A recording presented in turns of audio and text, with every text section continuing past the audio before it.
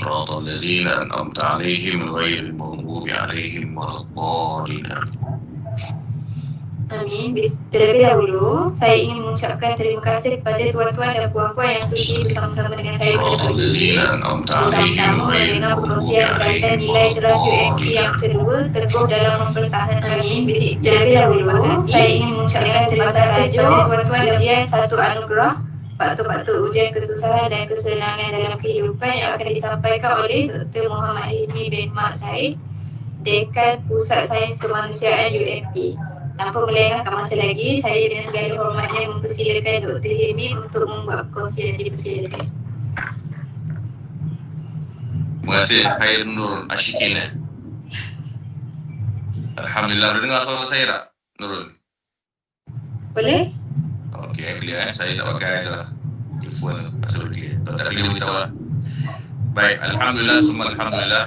Ya, jazakallah, jazakillah kepada Khair Nurul atas jemputan daripada penjemput. Alhamdulillah, kita bersyukur bismillah pada pagi ini tibalah giliran saya untuk berkongsi berkaitan dengan nilai teras UMP yang kedua.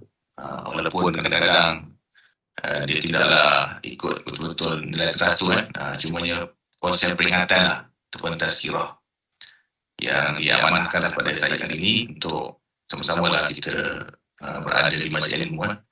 Jadi terima kasih kepada yang hadir pada pagi ini. Mudah-mudahan kita dapat menyuburkan majlis ilmu ini di UMP agar menjadikan UMP ini satu institusi yang barakah dengan peningkatan ilmu agama. Kehidupan kita pastinya menjadi kehidupan yang lebih baik. Kita mengharap juga Ramadan yang kita lalui, rupanya sedar-sedar kita dah berada di pertengahan. Pertengahan dalam masyarakat panggil nisfu.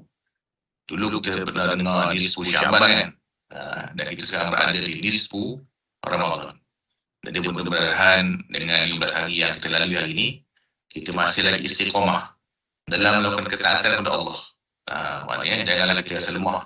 Kita ni memang manusia lemah sebenarnya, sebab bila kita buat benda yang sama, berhari-hari puasa, malam bertarawih, siang dekat-dekat nak subuh kita bersahur, kita baca Quran, dia akan melalui dipanggil futur. Futur ada dua, satu futur makan tu, ini futur lemah. Futur lemah. Jadi mudah-mudahan kita tak lemah. Jadi cara yang tak lemah adalah dengan meningkatkan ilmu agama, meningkatkan motivasi diri. Baik. Tajuk yang saya nak share pada pagi ini ialah daripada kita adab sebenarnya. Yang bertajuk ni ujian satu anugerah dan faktor-faktor penyebab seorang itu berada dalam keadaan susah dan senang. Jadi mudah-mudahan perkara ini dapat kita kongsi bersama dalam kehidupan kita. Mudah-mudahan kehidupan kita ni kita faham kejayaan kehidupan kita ni akhirnya adalah kejayaan yang di jannah, di syurga Allah insya-Allah. Jadi sebelum tu saya mohon MC boleh tak share slide yang saya sediakan? Rasanya boleh Nurul?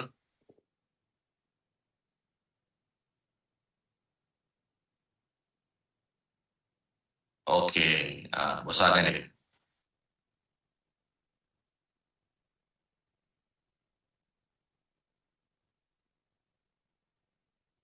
Boleh tak besarkan? Ke besar ni?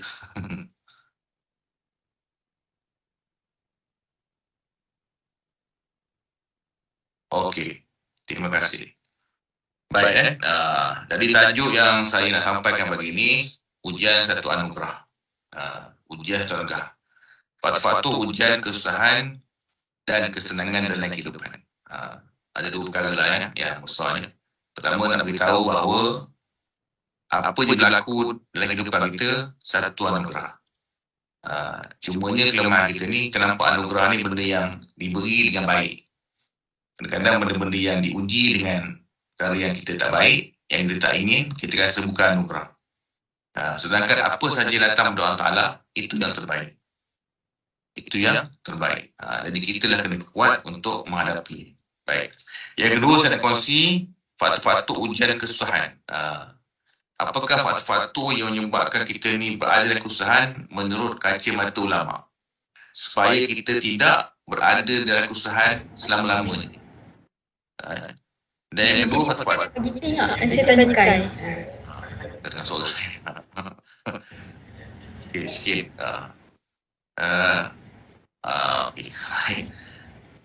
Okey, ini dia punya betul lah. Step nilai teras yang kedua. Okey, baik. Seterusnya. Next. Okey, next. Ni tak ada betul. Okey, ni sekian saya nak kenalkan diri saya lah. Ni sebagai ta'aruf. Kadang-kadang kita dah lama di MP ni, baru boleh tak kenal kan. Jadi, saya asalnya saya lahir di Kuantan. Kuantan Pahang di Batu Lapan. Saya sekolah di SK Batu Lapan. Kemudian saya ni baik sekolah rendah ni kan. Sebab ayah tak sihat pada tu. Berpindah ke SK Sultan Abdullah. Dulu kalau Sultan Abdullah ni disebut Abdullah School. Bahasa Inggeris. Kemudian akhirnya di SK Mata Wadak. 3 SK lah masih kecil. Tapi bukan sebab nakal. Tapi sebab keadaan. Kemudian Alhamdulillah diterima masuk ke SMA Al-Ihsan. Sekolah agama. Kemudian SCA Sekolah Tinggi Agama Ustaz Bakar di Pekan lah. Maknanya sekolah agama lah. Alhamdulillah. Kemudian saya berpeluang menyambung belajar di Al-Azhar University. Balik tahun 1996-97 lebih kurang. Kemudian menyambung master di UKM. Dan Alhamdulillah dah masuk UMP tahun 2005 dan PhD di USM 2017 tamat.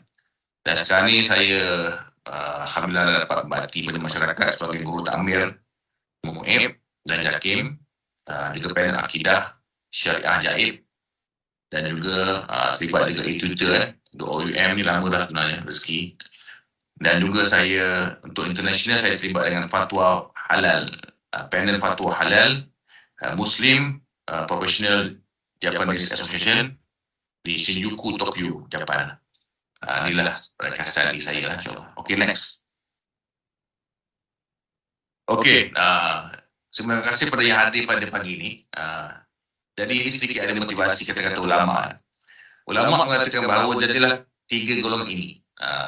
Ke mana pun kita kena jadi 3 golongan. Supaya kita ada keadaan yang bagus, yang barakah. Jadilah engkau orang yang alim, wahai sahabatku. Atau seorang yang menuntut ilmu. Atau menjadi orang yang mendengar ilmu. Janganlah engkau tidak termasuk salah satu pada 3 golongan tadi. Kata ulama.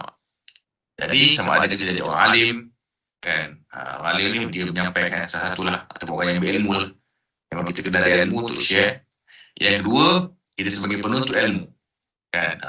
Maknanya sebagai parent, sebagai adik, sebagai abang, kita tak boleh berhenti daripada menuntut ilmu. Belajar sampai mati. Itu belajar lagi, dengar lagi. Supaya kita banyak ilmu dan boleh share dengan orang lain. Dan yang ketiga, kita dengar. Kalau tidak pun kita dengar je kan. Dengar YouTube, tengok YouTube, dengar. Ada masalah, tanya. Confirm balik ilmu yang kita ada. Jadi 3 perkara ni penting. Okey, terima kasih. Next. Okey, sebagai mukadimah sikit sebelum kita masuk pada topik kita bincang. Saya kongsikan dengan tuan-tuan semua tentang Ramadan lah. Sebab kita ni dah lama melalui Ramadan. Umur saya dah 51 tahun ni. Ada Ramadan yang saya lalui dah 50 kali. Satu kali lah kan. Jadi tahu tak kenapa Ramadan tu dinamakan Ramadan? Limaza sumia bi Ramadan? Bila tanya pada seorang imam, nama dia Imam Syawkani, limaza sumia bi Ramadan? Kenapa dinamakan dengan bulan Ramadan? Bulan Ramadan kenapa nama Ramadan? Kadang-kadang ada anak ternama anak Muhammad Ramadan kan biasanya. Muhammad Ramadan. Ramadan ni contohnya.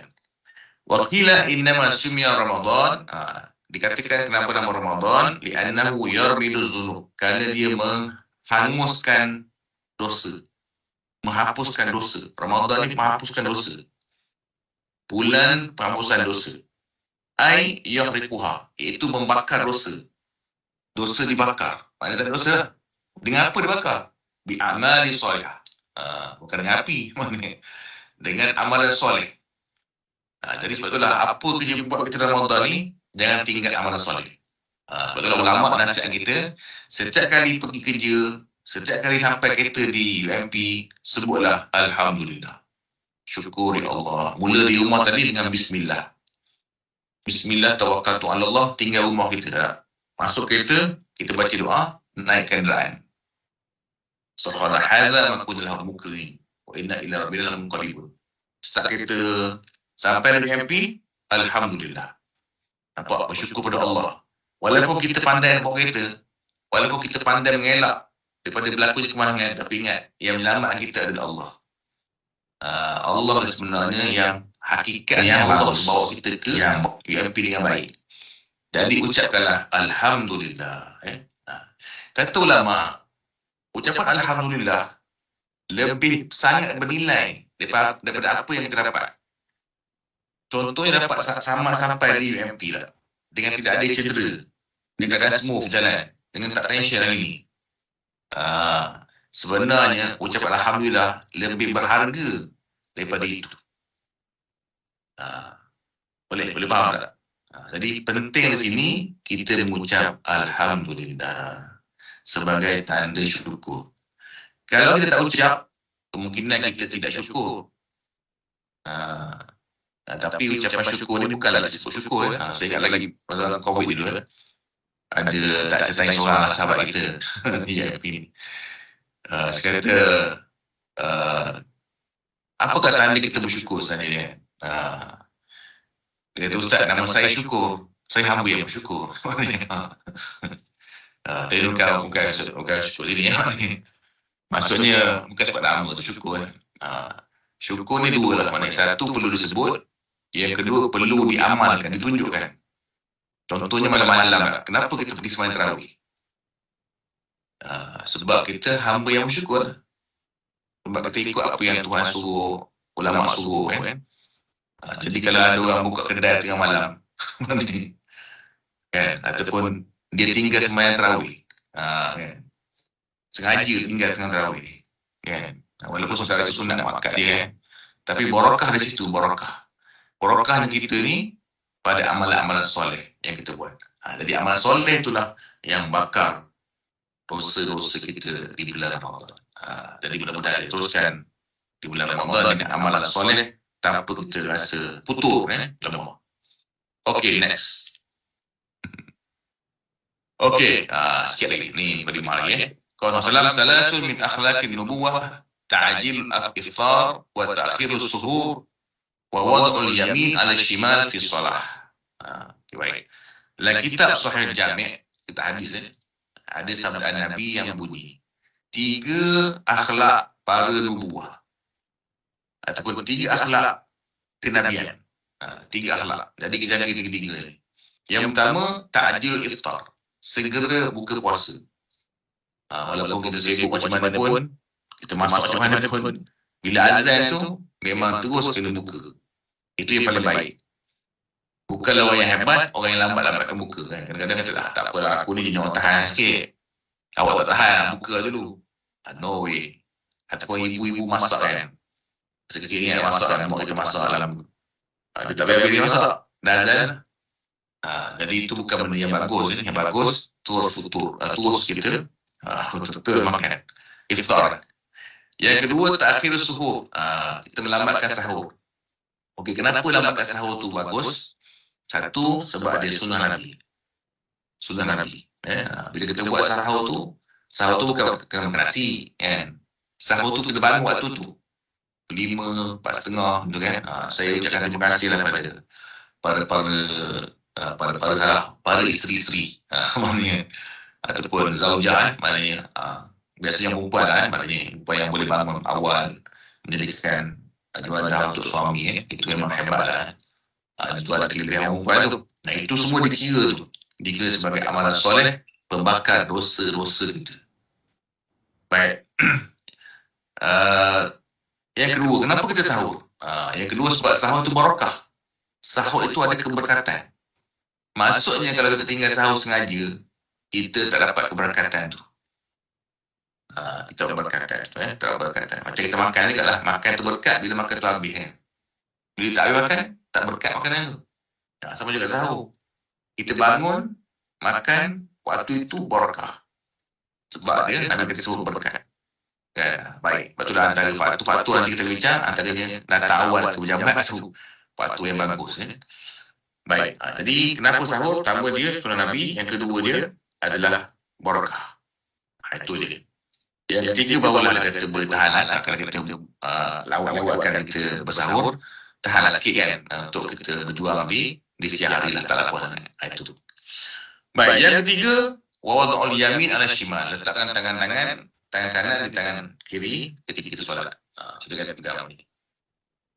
Itu sunnah Nabi juga lah kan. Cuma dia juga mazhab lain yang terletak kan, mazhab Maliki ada yang straight tangan ke bawah, ada juga, tapi jarang.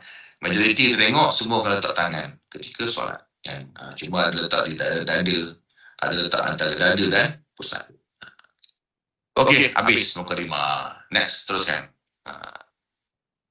Okey, kandungan. Kandungan kita insya-Allah pertama 14 faktor penyebab hujan kesusahan.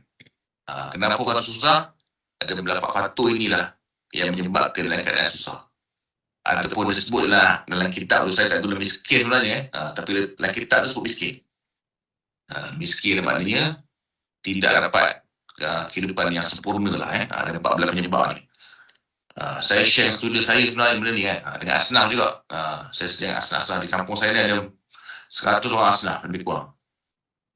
Jadi bila kita buat kajian tu, memang ada 14 sebab daripada dia orang lah kan. Ada. Jadi cara nak keluar daripada kemiskinan ni dengan kita elakkan 14 penyebab ni. Termasuk sudah juga kan. Saya kalau tengok kita punya GE, alhamdulillah GE kita 98% kan, baru dia betang 96% memang tinggi lah. Maknanya GE yang bagus, yang tinggi tu bagus lah kan. Sebab di antara perkara yang menyebabkan kenapa kita susah dapat kerja tu, ada juga masuk dalam 14 faktor ni kan. Okey, yang kedua kita akan bincang adab ketika senang. Saya kata-kata orang kerja UMP ni kata-kata lah, bukan semua. Senang, saya senang. Mudah kan, senang kerja. Cuma biasalah kalau yang kontrak tu dia tak secure, dia pergi tempat lain kan, dia ambil tempat lain. Itu tak ada masalah. Tapi dalam keadaan selesa lah, insyaAllah boleh bandingkan UMP ni. Semua orang nak masuk UMP lah, bandingkan dapat tetap apa semua tu. Jadi adab ketika senang apa dia? Apa dia adab supaya kita kekal benda tu? Baik, yang terakhir 15 faktor penyebab ujian kesenangan. Bila orang senang ada sebab dia, ada penyebab ujian. Maknanya penyebab ujian ni maknanya penyebab yang mendapatkan dia senang. Yang A tu yang negatif kan, menyebabkan dia miskin. Yang ni penyebab sesuatu dikaji. Kaya budi, kaya hati. Jadi kita tengok hari ni dan cuba kita amalkan sebagai teras nombor 2 kita. Baik. Silakan share pertama. Okey, A. 14 faktor penyebab kesusahan. Lagi sikit tidak apa. Okey, ulama bila dia membuat perkara ni, dia buat kajian lah. Ni ulama kaji. Jadi saya ambil faktor-faktor ni, saya buat kajian juga. Saya buat kajian pada asnaf. Ulama buat kajian menurut hadis dan Quran. Kan? Dia baca banyak ayat hadis, ayat Quran, kata-kata ulama pengalaman dia. Ini 14 faktor ni dia kata seorang tu susah. Sebab seorang susah ada 14 faktor ni pada dia. Dan saya pun betul tak? Saya ambil faktor-faktor ni, saya pergi uji pada asnaf. Sebab kita nampak asnaf yang susah kan. Walaupun tak semua asnaf susah. Kan? Kita nampak ada rumah seru apa semua kan. Tapi kita tak tahu keadaan macam mana. Jadi saya tengah dalam proses buat ujian lah. Tapi memang ada sebahagian besar ni betul. Betul pada apa yang ulama gariskan. Okay. Faktor pertama sekali, kita susah adalah tidak jaga solat. Sebab itulah dalam hadis tu, jaga solat, Allah jaga kamu. Ihfazillah tajidu amamaka. Kalau kamu jaga Allah Ta'ala, menjaga patuh pada Allah, kamu akan nampak Allah depan kamu. Kamu akan nampak Allah yang jaga rezeki kamu, jaga keluarga kamu, jaga anak kamu. Bila kita letak Allah depan kita, maksudnya apa? Kita mematuhi perintah Allah. Sama Ramadan ni kan? Ramadan ni, kenapa kita buat perkara semua tu? Kan? Buat di siang kita siam, di malam ni kita qiyam. Buat juga. Padahal tengok di McDonald ramai orang.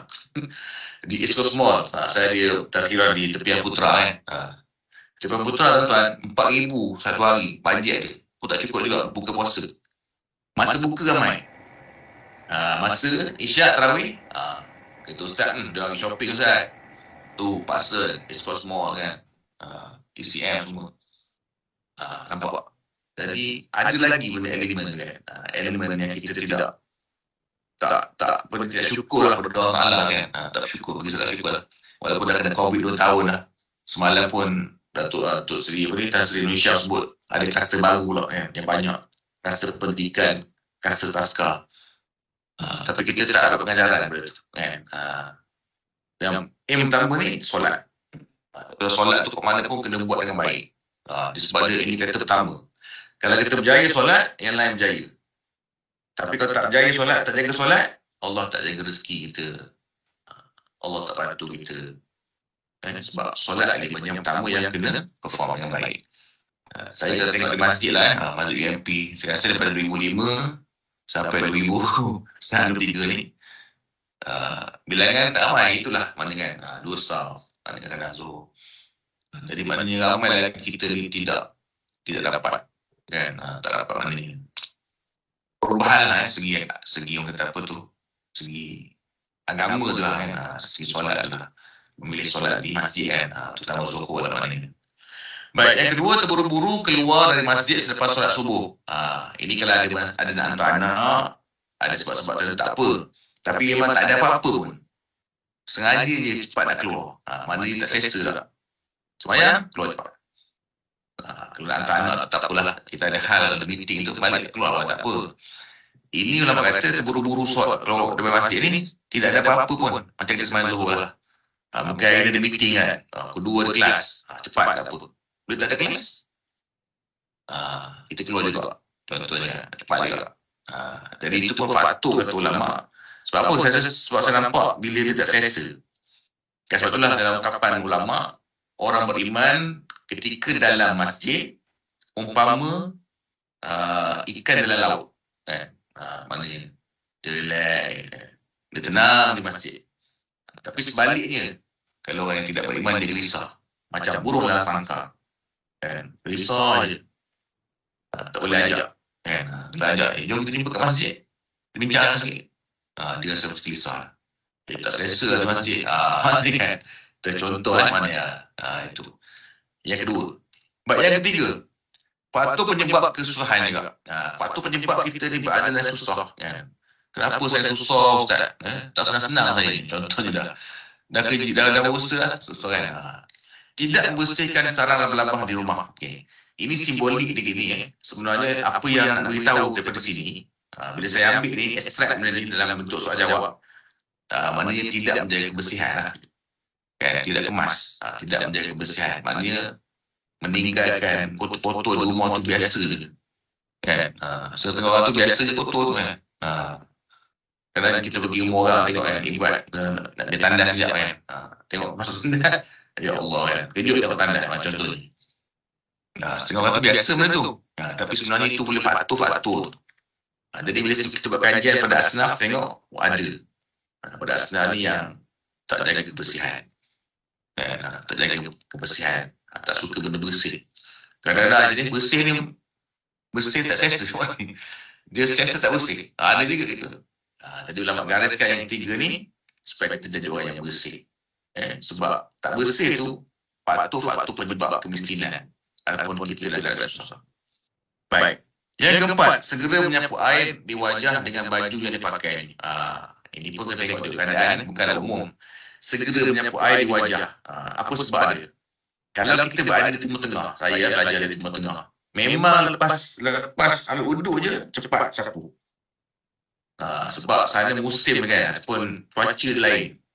Kita sebut cuaca yang sejuk ni, air cepat masuk ke dalam malam kita, dalam badan kita, boleh menyerap ke tulang dan menyebabkan sakit rheumatism tu. Dia tulang. Jadi apa dia buat di sana, kita wuduk je terus sapu. Di mana sapu tu ada sebab dia. Jadi kalau kita sapu wuduk di muka tu, sebab dia apa? Jangan sebab tak selesa. Jangan sebab tak susah. Kita macam tak suka. Tak suka wuduk ni. Itu yang tak boleh lah. Kalau kita ada sebab, kita pakai baju, kita basah baju, itu tak ada masalah, kita kesat. Yang kesat tu, niat di hatinya rasa tak selesa, rasa menyusahkan. Itu yang tak boleh kan. Jadi kena faham betul apa yang ulama nak sampaikan. Yang kelima, faktor kelima kenapa orang tu jadi susah.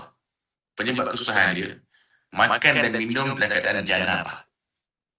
Janabah ni maknanya orangnya berjunub ataupun berhadas besar. Jadi maknanya kenapa? Sebab dia tak mandi dulu ni. Dia sengaja pilih makan dulu. Padahal kalau ikutnya mandi dulu kan. Bangun tidur, mandi, bersihkan diri. Jadi kalau bangun tidur tu, terus keluar tak motor di kedai tu, tak ada kebersihan, tak jaga. Itu sebenarnya benda yang tak bagus. Nampak? Dalam Islam dia jaga benda tu. Nampak penampilan diri kan. Masuk bilik air, kemaskan diri. Betul lah, bila masuk bilik air ni, Islam dah guide lah. Masuk bilik air, apa kita buat dulu? Masuk bilik air, buat dulu, basuh tangan dulu. Tangan basuh dulu. Sebab tangan ni, masa tidur tadi, tak tahu mana dia pergi. Lubang mana yang dia pergi? Lubang telinga, lubang hidung ke? Ataupun lubang-lubang yang lain.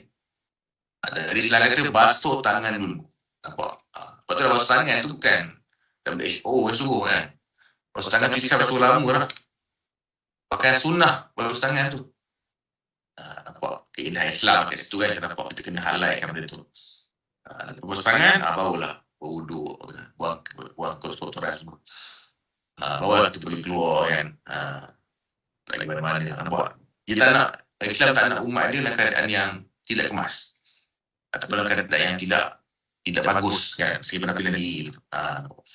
Ada satu cerita. Okey. Dia mengadu pada seorang kawan dia kata, aku ni dah berusaha kata. Muka dia muram semua dah berusaha tapi aku ni miskin lagi lah kata. Tak settle lagi man. Tak rasa seronok lagi. Susah lagi dia kata. Kata, kau ni memang lah gitu. Kau ni patutlah sebabnya tu muka kau tu asyik muram je kata. Cuba senyum sikit. Lepas tu Nabi kata, muka tu kita senyum tu sebenarnya dia menarik rezeki kan. Senyum, tenang kan. Kita marah, muka muram, rezeki mana dekat orang takut. Ada implikasi daripada penampilan diri tu. Lepas tu dalam Islam penampilan diri tu baik kan. Dan tenang, nampak yang terbaik. Ada kaitan dengan kebahagiaan. Okey, next. Yang keenam. Okey, sementara tu kalau ada soalan bertanya kan saya seorang bercakap je. Ni boleh tanya soalan nak tanya. Puan Liza boleh tanya soalan. Boleh tanya Puan Liza jangan takut. Okey, 14 sebab berada kesusahan. Atau faktor tadi tajuk dia lebih kurang sama lah. 14 sebab. Tadi sambung yang keenam. Isteri mencaci suami. Ni pada sang isteri. Sang isteri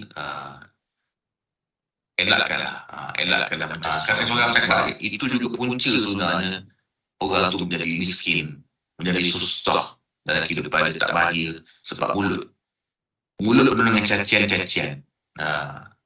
Dia kata bodoh suami aku. Contoh kan. Ini saya pernah jumpa lah macam ni kan. Saya pernah dipanggil oleh saya mangga juga lah kan. Dekat sini dekat pasar perumahan ni. Masa tu dia kebalahan. Masa tu kata isteri dia lain anak dia. Isteri laikan anak suami dia lah kan. Ke guru musam. Tu kata datang balik ni. Dia bergaduh. Tapi mak dia cerita lah kata. Dia kata pada awal kahwin dulu lah kata. Isteri dia biasa sebut bodoh. Sebut bodoh suami ni biasa lah kata. Bodoh. Maknanya isteri sebut bodoh suami dia. Daripada orang maknanya. Jadi kita pelik maknanya. Jadi akhlak kan, akhlak. Jadi antara faktor dalam gariskan kenapa seorang tu susah. Dia tak keluar dari kesusahan dia sebab dia mencaci suami. Sebab itulah tuan-tuan, maknanya kita ni masa kita dalam berkahwin dulu. Islam dah ada guideline lah. Saya mengajar subjek pembelajaran Islam di UMP. Beritahu student, terutama hadis yang pemilihan suami tu. Kan, kata tungkihul mar'ah bi arba'. Dikawin perempuan itu dengan 4. Bukan perempuan, suami begitu juga. Maknanya, suami nak pilih isteri, isteri nak pilih suami, 4 juga. Sama je. Cuba biasanya kita pilih isteri lah kan. Gitu. 5 liha. Kan? Kerana harta dia. Kita nak orang kaya kan. Li jamal liha, kerana cantik dia. Kan?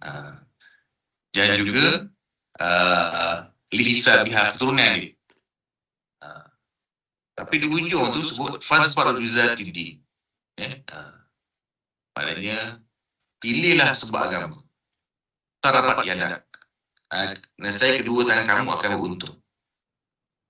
Maksudnya biasanya orang akan pilih sebab apa? Sebab kaya, sebab keturunan, sebab cantik kan, biasa cantik lah kan, tanpa lawa ni.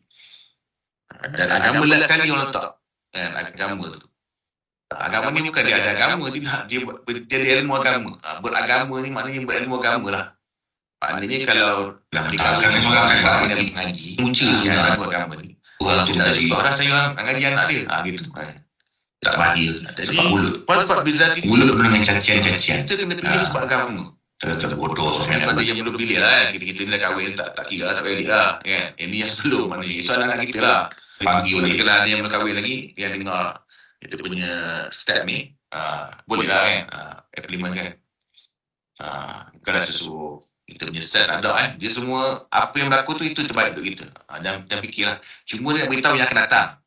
Yang akan datang tu, pilihlah sebab agama. Pilih sebab agama. Terabat dia nak kan. Dan saya akan beruntung. Nampak beruntung. Saya tanya student pilih agama ni. Kata, awak tahu tak apa untung ni? Apa untung pilih agama ni? Dia tak ada fikir apa untung.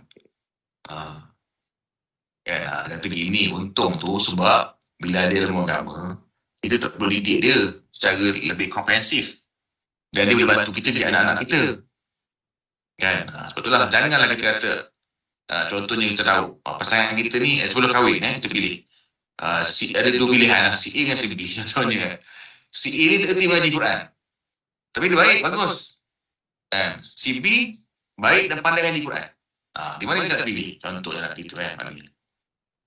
Nampak pemilihan. Jadi, utamakan yang Quran. Kan? Macam Azizul dulu cakap lah kan. Dia kata, pilih sebab agama je, bukan sebab cantik. Yang agama tu ambil, yang cantik tu bagi saya.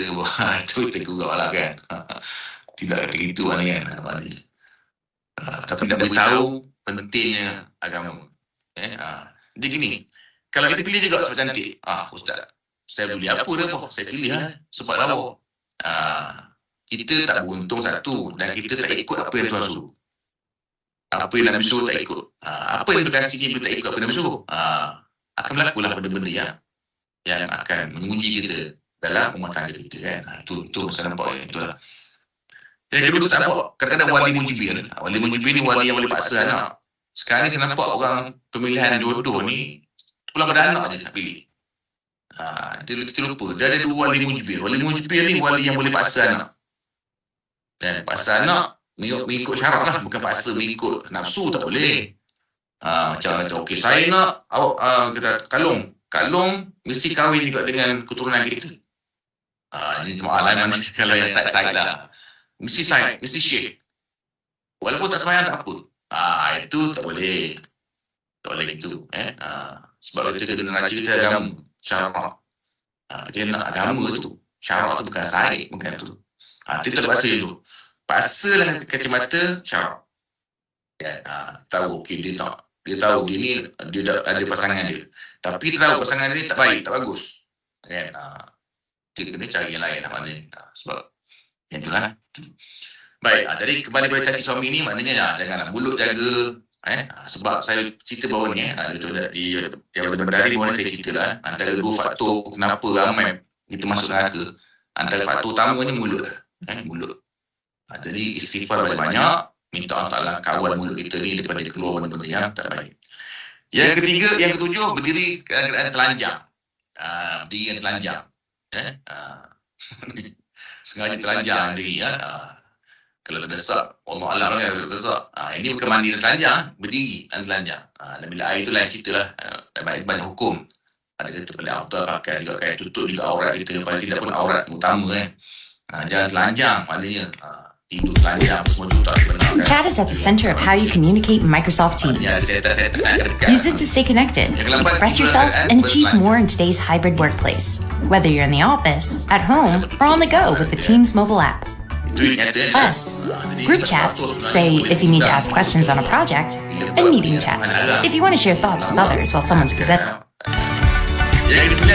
and share how you feel with a reaction. @mention a teammate to get their attention by using the @ symbol before. Organize your chat and always access quickly until you get things done while having a little bit of fun. Tobat nasuha. kan. Ada je kisah-kisah kan, bila dia yang kita dengar kita tuan baca, anak dia menyesal sangat. Dia nak kahwin dengan orang yang dia berzina bersama tu. Tapi pun tak nak. Pun nak kahwin dengan orang lain. Dia menyesal. Akhirnya tak laku dia dia dapat seorang yang solehah. Tak mustahil juga. Sebab Allah Ta'ala maha penerima taubat. Sebab tu kita jangan takut dosa. Kita yang paling bimbang takut kita tak taubat. Takut tak ada taubat. Itu penting. Jadi bertaubat itu penting. Sebab tu Nabi kata orang bertaubat seperti orang yang tidak berdosa. Al-ta'ibuna zambi kama la zambalah. Orang yang bertaubat seperti orang tidak berdosa. Jadi nak taubat tu Allah Ta'ala sangat gembira hamba ni yang bertaubat. Hamba ni yang bertaubat. Jadi kita taubat apa? Istighfar, menyesal. Menyesal semenyesal ni. Maknanya itu. Baik, yang ke-10, sengaja bersihkan sampah dalam rumah di waktu malam. Sengajalah. Kalau betul urgent, tumpah air, nampak benda tu, kena buat cepat. Well, kan? Tapi kalau sengaja, jadi pilih you want to waktu leverage, kan? and then click on the chat icon here. It says show conversation. That's going to pop up here on the right. And so you can pose your question. The students can go in here and respond through text. And then at that icon here, it says show conversation. That's going to pop up here. And then you can have them respond in the chat room. And the way you do this, you're going to come down to the toolbar. You're going to click on the chat icon here. It says show conversation. That's going to pop up here on the right. And so you can pose your question. The students can go in here and respond through text. And then as you read through all of their responses, you might call on a student to turn on their mic and share in more detail what their thinking is. So that's the beauty of chat. The other beauty of this is board. So after, all right. That is Microsoft Teams online chat. Jangan tidur A to Z kan. Tidur pagi dan petang itu ibadah tu. One of the great features about Microsoft Teams meetings is you can activate a poll and poll your audience while you're in the meeting. The way you do this is you go down to the bottom toolbar and you're going to click on the chat room, or you notice it says show conversation. You're going to click here, and then over at the top right, the chat room will open up where you can obviously have conversations through text. But down here, if you click on the three dots and open this menu, you've got all these other tools, and one of them is called poll. So I can click on poll right here, and I can create a poll on the fly. So I could ask. Kena semua nak kena kawal kan, kawal makanan sebab nak semayang sedap. Sebab antara semayang tu diterima, kita seronok kan. Kalau kita semayang kadang ngantuk tak seronok kan. Semayang juga kan ngantuknya lah, ya Allah, menahan diri. Sampai orang sebelah tengok, apa sel ni? Ke depan, ke belakang, ke depan. Bila rukuk lama je, sujud lama je, rupanya tidur buat ni. Jadi kita ubah, kita tidur dulu. Itu boleh Baik, jadi kalau ada alasan munasabah, diterima. Yang ke-12, duduk di posisi menghadap pintu rumah. Ni adab lah Kalau kita pergi rumah orang kita beri salam. Assalamualaikum. Jangan duduk depan rumah dia, depan pintu rumah dia. Menghadap pintu. Jadi tepi sikit. Sebab apa? Kita bimbang kalau kita buka tu, nampak yang dalam sana terbuka aurat. Yang tengah buka aurat. Tentang bilik tu pula, tingkat tu terus ke bilik mandi dia pula. Lagilah buka bilik mandi maknanya. Rezeki lah maknanya tu kan. Bukan rezeki, bala maknanya. Duduk tepi. Jangan kita ambil peluang kan. Sebab itulah kita kalau rumah 2 tingkat tu nak buat rumah sebelah tu kan, kita ambil keputusan dulu. Kita tanya fikir tu kan. Sebab ada hak tuan rumah tu. Rumah dia rendah, rumah dia tinggi. Dia nampak kan, segi bilik tu nampak aurat apa semua. Jadi concern kena minta izin dulu daripada tuan rumah kan, kalau nak main 2 tingkat. Baik, okey. Yang ke-13, sengaja menggunakan sikat yang rosak. Sikat banyak di rumah tu, tapi sengaja guna yang rosak. Patah sisir tu kan, patah. Guna lagi. Sengaja. Kalau tak ada terpaksa sikat yang ada tu tak apa. Ni jangan sengaja. Jangan sengaja. Itu maksudnya. Okey, baik. Yang ke-14, yang terakhir sekali, membiarkan bekas tanpa dibersihkan di malam hari. Dan sinki Kita buka puasa Kan? Antara perkara yang kita kena ajar anak-anak kita, kemas meja tu. Anak perempuan lah, terutama lah. Laki pun sepatutnya sama juga, laki perempuan kan. Tapi, yelah, kita punya adat perempuan lebih lah mana segi tu kan, kelebihan dia. Bersih, pastikan meja bersih kan. Pastikan cawan-cawan semua sebelum tidur, dibersihkan, dicarakkan. Dan tinggal dalam segi banyak. Kecuali kita ada kenduri besar tu lain lah. Ini keadaan kita hari ni, maknanya setiap hari kita buat. Jadi bersih. Rupanya bila kita bersih tu, hati kita tenang. Jadi kesan pada hati kita, jiwa kita. Dan rupanya dia pembuka rezeki juga. Dia penarik rezeki kita. Tapi kalau kita biar gitu, rupanya itu faktor juga kata ulama menyebabkan orang tu jadi miskin. Ataupun dalam keadaan susah. Tak boleh nak hidup dalam keadaan yang lebih baik. Jadi itulah 14 faktor yang saya sampaikan. Supaya kita hindarilah perkara ni.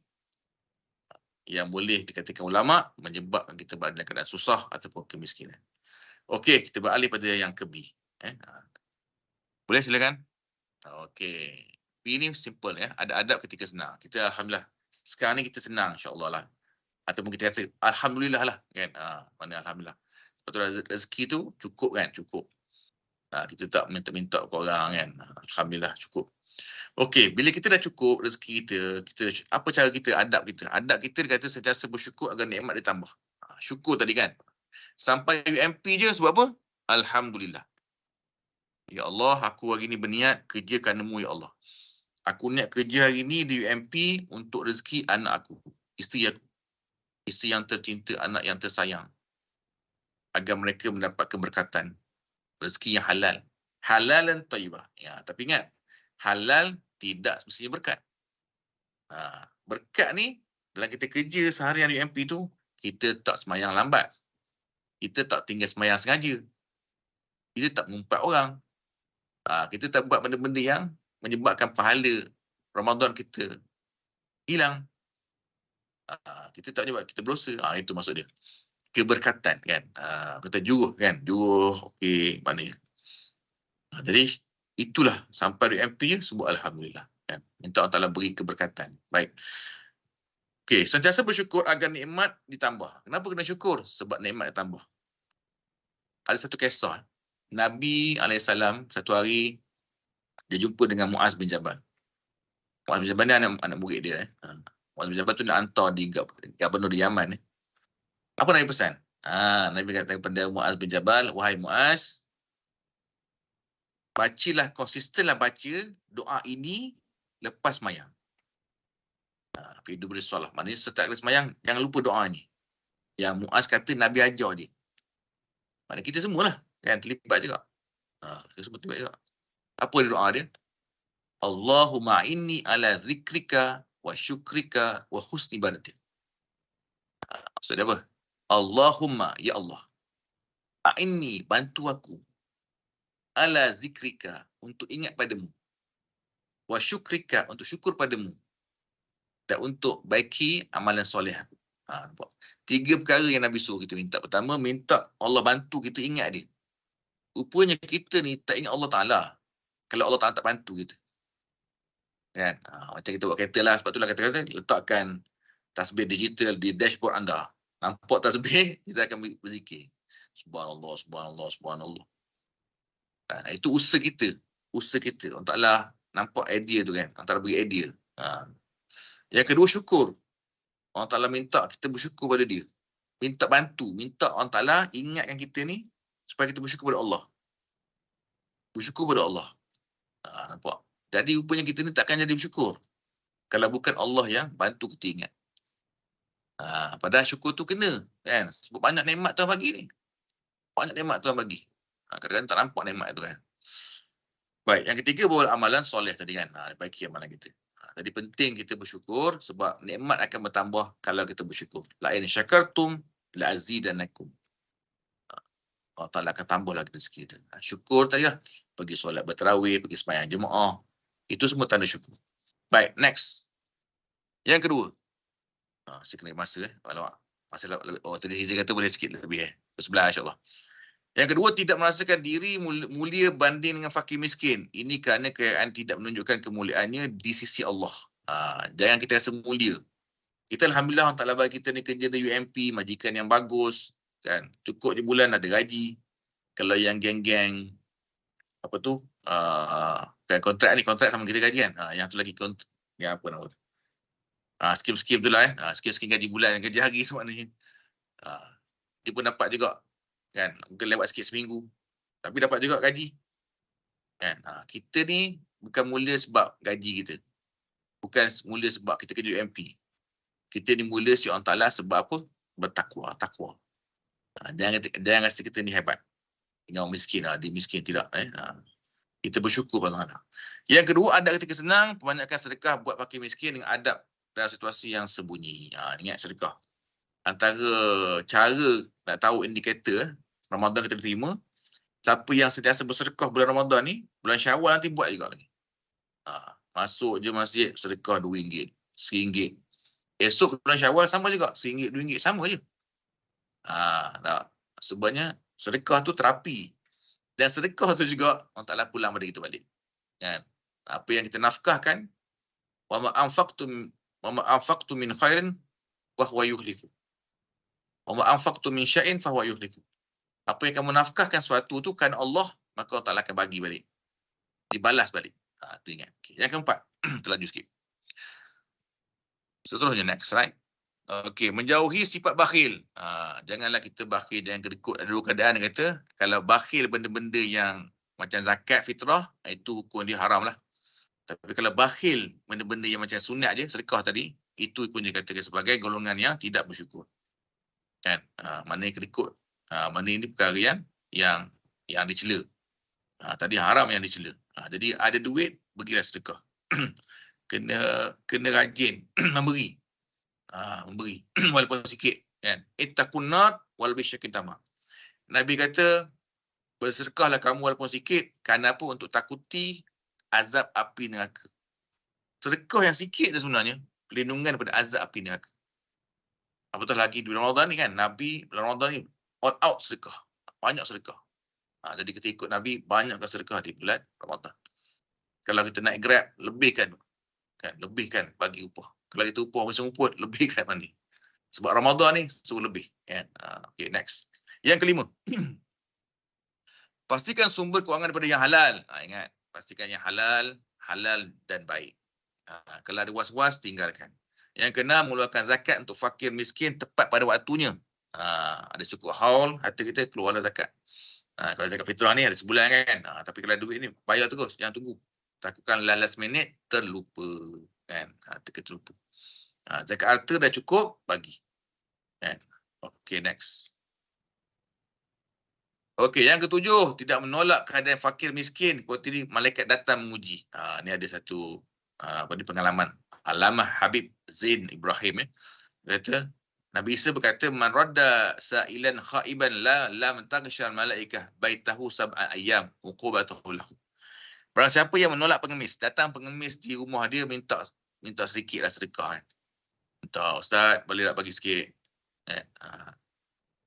Saya ni lapar, tak ada duit, boleh tak bagi RM10 kan. Saya banyak juga dikunjungi macam tu lah kan. Memang kita nak fikir panjang, kita tak bagi jadinya kan. Siapa ni, ya ke tidak. Saya fikir gini, saya bagi je. Apa yang saya ada, saya tak bagi. Kalau dia minta RM10, bagi RM10. Kadang-kadang kalau ada lebih, bagi RM5 kan. Contohnya balik lepas ceramah. Lepas ceramah kan biasa dapat duit. Biasa dia macam lagi bawa dia pengalaman bawa ni kan, keluar subuh. Lepas tu datang makcik tu, kata, encik kata, saya ni anak saya lapar kata, boleh tak bagi RM10? Kata, puan daripada mana? Saya duduk kat Basrah, datang sini nak pergi ke Mu'ib, tapi tak dapat bantuan lagi kan. Ada cerita. Jadi kata, Allah Akbar, kesian ni mana kan, kesian. Bagi je saya bagi kan, bagi. Banyak ni encik kata. Tak apa saya kata, ambil kan. Maknanya kita nak mujahadah diri tu kan. Padahal kita tak rugi pun kita bagi tu kan. Kita ada duit je lagi maknanya. Tapi mencabar nak bagi tu. Nak rasa nak bagi tu. Dia ni, contoh dia tipu. Itu memang payah lah kita kan. Yang payah. Jadi mana pengemis ni kadang-kadang pula yang datang tu malaikat kata kan. Kalau bawah tu kan. Waspadalah kamu dengan penuh kewaspadaan. Janganlah kamu menolak fakir miskin datang ke pintu rumah. Kerana sesungguhnya bisa jadi adalah ujian bagi kamu dari Allah. Ada kalanya yang datang minta-minta tersebut adalah malaikat yang menyerupai manusia. Ini pengalaman pada ulama. Jadi mudah je, kalau kita tak nak bagi banyak, bagi sikit je. Tapi bagi. Bagi. Jangan tak bagi. Kan? Minta RM10. Minta maaf Encik, saya ada RM1 je. Padahal macam ada umur, ada duit sebenarnya. Bagi RM1, bagi je. Kan? Sebab kita orang Islam, kita yakin Allah. Itu beza orang kafir. Orang kafir tak ada Allah kan. Allah melihat. Allah melihat. Allah melihat kerja buat kita kan. Okay, baik. Okay, next. Yang ke-8. Menghadiri undangan fakir miskin dengan senang hati. Kalau orang tu miskin, ajak ke rumah, pergilah kan. Dia miskin ni, foto. Jangan gitu. Pergi juga kan. Pergi juga. Itu adab kita. Kita senang raikan orang susah. Saya tabik lah pada ada jabatan-jabatan yang buat buka puasa tu yang invite fakir miskin, yang invite anak-anak yatim. Bagus. Itu bagus. Sangat bagus lah. Itu perbuatan yang terpuji. Bagus. Teruskanlah bagus. Yang ke-9, jangan menghususkan tamu undangan di kalangan si kaya saja. Jangan pilih-pilih orang. Orang kaya kita ambil. Orang miskin kita tinggalkan. Tak nak gitu. Kalau jiran kita panggil kan. Panggil kita mampu. Tapi kita tak panggil semua. Kita panggil kita mampu. Tapi jangan kita memilih orang tu, biarlah ada variasi sikit. Orang yang berada, orang yang kurang berada. Kita panggil belaka lah maknanya gitu. Nampak? Jadi kita nampak kita kongsi rezeki kan pada orang. Okay, next. Yang ke-10 dan ke-11. Adab ketika senang memberikan penghormatan yang sama ada fakir, miskin atau kaya raya. Sama je kita kena fikir sama je. Fakir, miskin, kaya raya, OKU, autism, sama. Sementara sama je. Jadi kita raihkan sama. Yang ke-11, membantu kesusahan dialami oleh saudara Muslim dan menjadi sumber kebaikan. Tolong. Dengan kawan kita musibah, tolong bantu dia. Ziarah dia, bagi dia duit. Dan tak paling banyak pun bagi sikit. Dan dapat dengar kelahiran anak, bagi. Dengar ada musibah, bagi. Kan? Bagi ikut kemampuan kita. Ada portion untuk kita standby untuk orang macam ni. Itu bagus, adab kita. Next.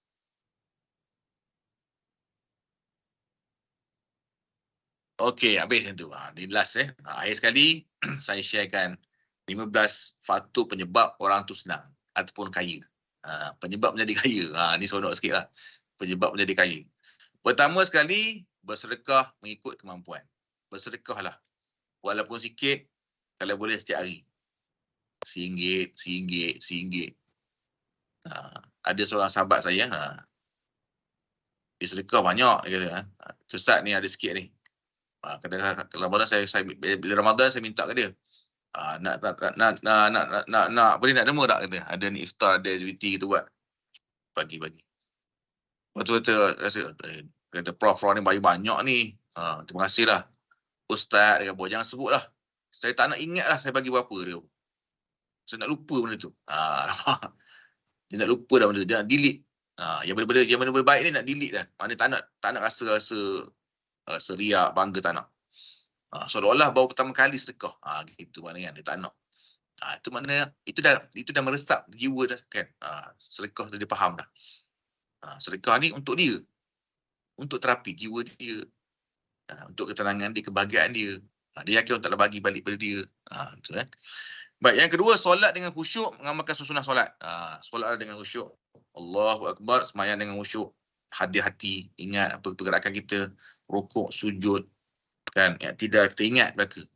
Jangan kita ingat benda lain di luar tu, kan? Sunnah-sunnah. Sembahyang sunat jangan tinggal lah.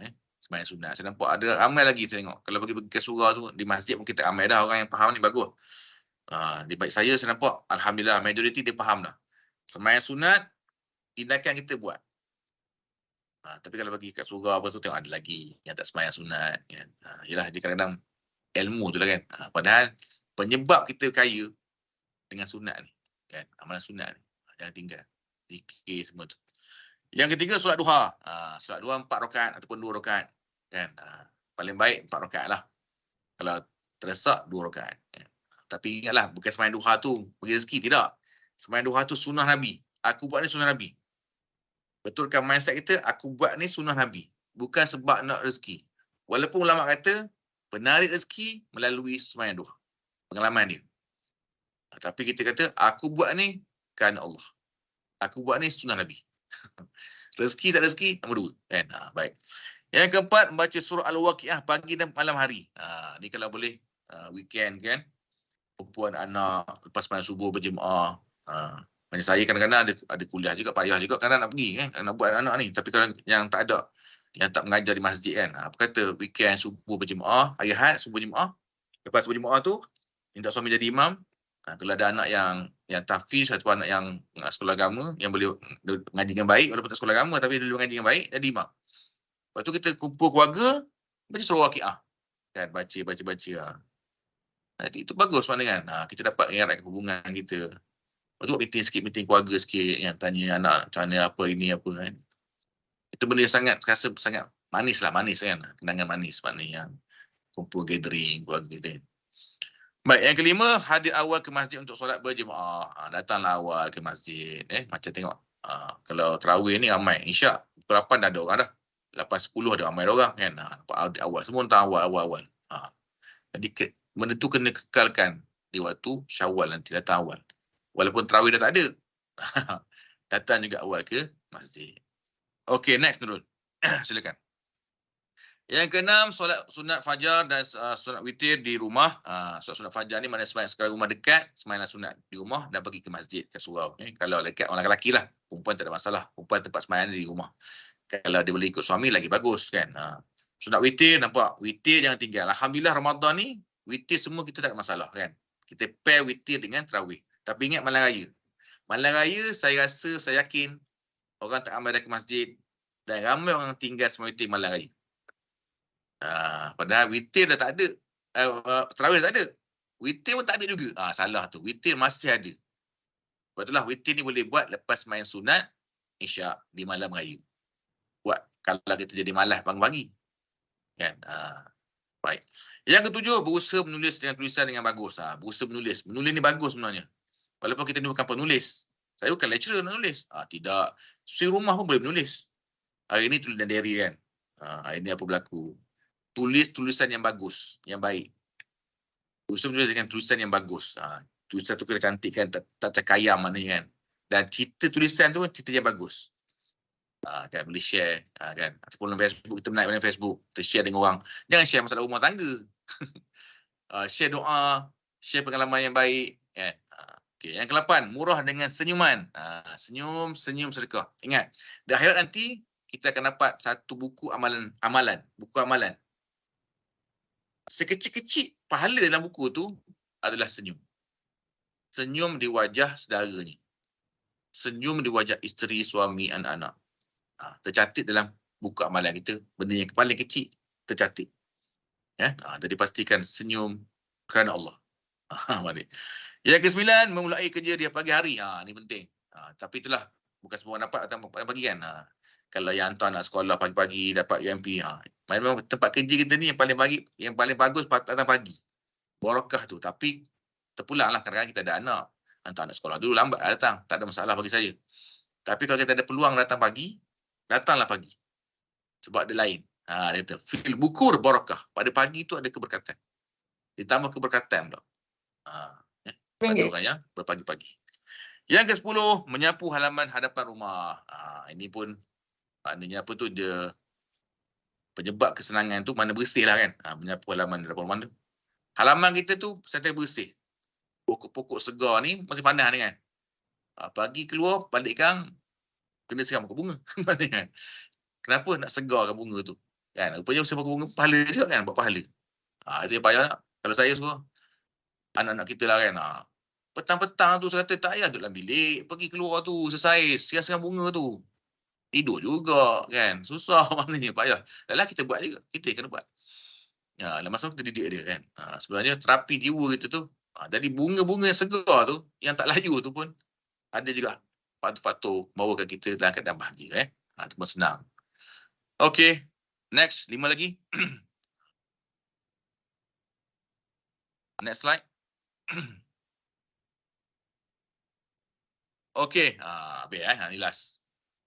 bersihkan bekas makanan sebelum tidur. Tadi dah beritahu kan. Siapa yang bagus, yang sinki dia clear daripada makanan-makanan ni, pada itu pun punca-punca bawa dia jadi orang yang kaya, orang yang senang. Yang ke-12, membaca ayat kursi dan ayat ikhlas sekali ketika masuk rumah. Okey. Antara adab masuk rumah ataupun antara benda yang disuruh oleh Nabi, masuk rumah dengan beri salam. Assalamualaikum warahmatullahi taala wabarakatuh. Kemudian baca ayat kursi sekali, baca surah al-ikhlas sekali. Kenapa? Itu menjadikan rumah kita ni berkat. Berkat arti kata lain, tidak masuk syaitan. Tapi dijaga oleh malaikat. Walaupun rumah kita taklah kemas, tapi dalam keadaan yang tenang. Baiti jannati, rumahku syurgaku. Kan? Kau mana pun rumah sedap. Rumah tak sekabut. Sebab kita ada bacaan-bacaan ayat tadi yang membantu kita menjadikan rumah tu diberkati, disinari dengan cahaya rumah tu. Lepas tu Nabi kata, jangan jadikan rumah kamu kubur. Mana banyaklah baca Quran dalam rumah, supaya rumah bercahaya. Yang ke-12, yang ke-13, selalu berwuduk. Jaga wuduk, selalu berwuduk. Kan? Batal wuduk, berwuduk ni bagi orang yang tak ada uluran ni, kan? Tak terkentuk semua ni, orang ada advantage ni. Jaga wuduk. Cuba kan, berusaha. Sebelum masuk bilik air, sebelum kita pergi UMP, berwuduk dulu pakai baju. Kan? Kalau batal wuduk, ambil wuduk. Kan? Contohnya. Itu bagus. Itu pun antara faktor penyebab kesenangan. Yang ke-14, tidak bicara perkara yang tidak bermanfaat dunia dan akhirat.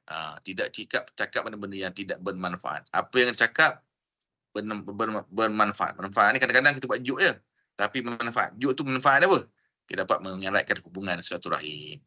Kelakar cerita tak? Tapi bagus kan. Kita boleh share, boleh ketawa-ketawa. Mengeratkan hubungan silaturahim. Itu bermanfaat. Yang bermanfaat, yang boleh buat pada dosa. Itu yang tidak bermanfaat. Dan akhir sekali, baca istighfar setiap hari selepas solat subuh sebanyak 3 kali je. Astaghfirullah, astaghfirullah. Paling minima 3 kali. Paling baik 100 kali. Dalam kereta tu 100 kali. Baca istighfar. Istighfar ni pembuka rezeki. Istighfar ni penghilang stres. Banyak istighfar ni dia punya kelebihannya. Kita je jangan guna-guna kan. Yang terlibat dengan mental health tu kadang-kadang tak gunakan pakai istighfar ni dengan baik. Baik, tengok dalam tu. Astaghfirullahilladzi la ilaha illa huwal hayyul qayyum badi'us samawati wal ard wa ma bainahuma min jami'il jurmi wa israfi ala nafsi wa atubu ilaih. Itu menjurus pada maksud dia, minta ampun kepada Allah Taala yang hidup dan tak mati-mati, yang mempunyai sekalian langit dan bumi, kepunyaan dia beraka. Dan sekali serah pada dia dan kita bertobat pada dia. Wallahu alam. Tepat pukul 11. Minta maaf lah, lewat 15 minit. Tapi dia beritahu berizi tadi, kita boleh lewat sikit. Jadi saya rasa itu saja. Saya slide. Ada lagi tak slide? Next, turun. Abirah. Itu je lah. Jadi, saya rasa setakat itulah pertemuan kita. Ada soalan ke Izzy? Macam mana? MC. Terima kasih saya ucapkan kepada Dr. Muhammad Hilmi. Ada soalan tak? Ada siapa-siapa nak tanya soalan? PM tepi. PMP. Ustaz, macam confused yang membersihkan rumah di waktu malam tu. Okey, baik. Yang mana tu? Yang ada menyebabkan kemiskinan Betul. Kalau bekerja ni malam je boleh bersih rumah Ustaz. Okey, tak apa. Dia kalau sebab itu siang tak dapat, tak ada masalah. Jangan sengaja. Jangan sengaja bersih waktu malam. Siang kita tak ada masalah pun kan. Kalau dia beri option, siang lah. Tapi kalau kita tak sempat, tak ada masalah. Boleh. Cuma kalau weekend lah. Kan waktu-waktu weekend. Sekarang ni kita kerja siang hari. Ini sama Jumaat kan. Satu Ahad, tak payahlah bersih malam. Gitu. Yang penting kita buat tu ada alasan yang munasabah. Bukan disengajakan. Okey, Walidah. Terima kasih Ustaz. Sama. Okey, Nurul. InsyaAllah. Okey. Saya bagi pihak bahagian pembangunan sumber manusia Jabatan Pendaftar mengucapkan ribuan terima kasih kepada Dr. Hilmi atas kesudian beliau meluangkan masa bersama-sama kita. Dan terima kasih kepada tuan-puan yang menyertai perkongsian ini. Boleh buka kamera tak? Ada nak ambil gambar. Buka kamera boleh?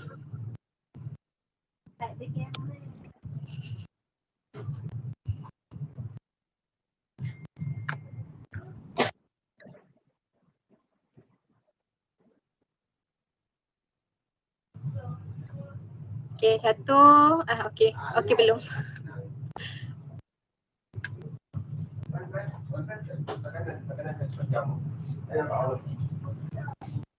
Okey boleh? 1, 2, 3.